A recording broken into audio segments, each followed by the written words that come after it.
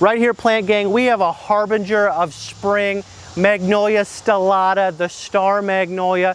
This is a deciduous magnolia that has a shorter stature to it, but it is really one of the earliest blooming magnolias.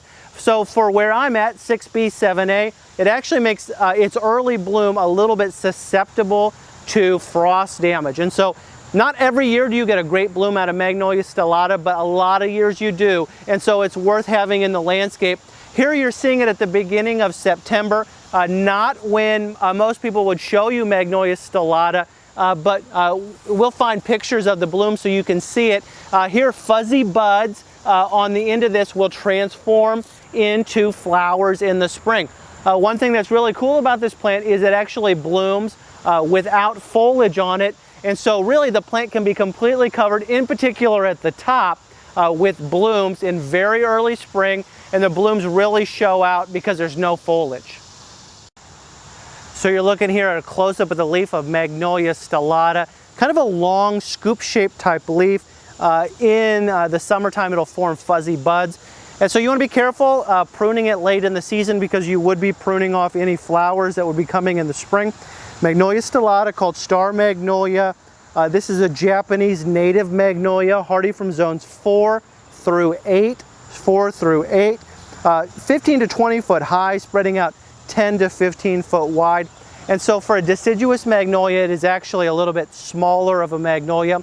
The bloom star looks like a star-shaped, multi-petaled flower, typically white, some with pink blush. Sometimes closed bud would be pink opening up to a white bloom. It's very common with cultivars of star magnolia.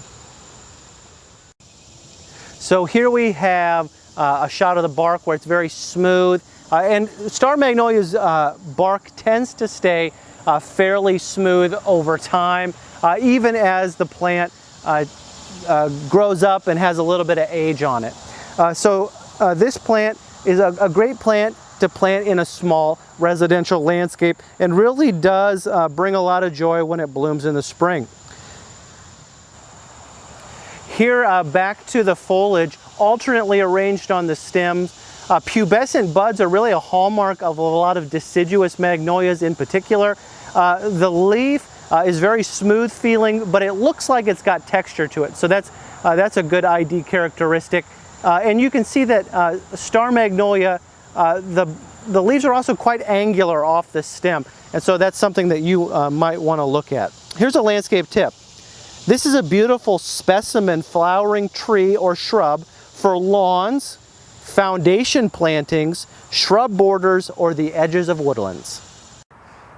Hey everyone, Plant Gang, I'm so excited to show you right now an update on the star magnolia.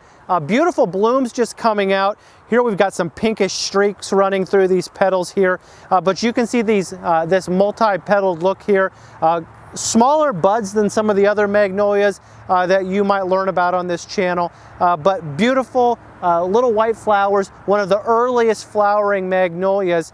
Right now this is middle of March, and this is blooming, but I've seen it bloom earlier than it is this year, but a beautiful smallish tree for the home landscape.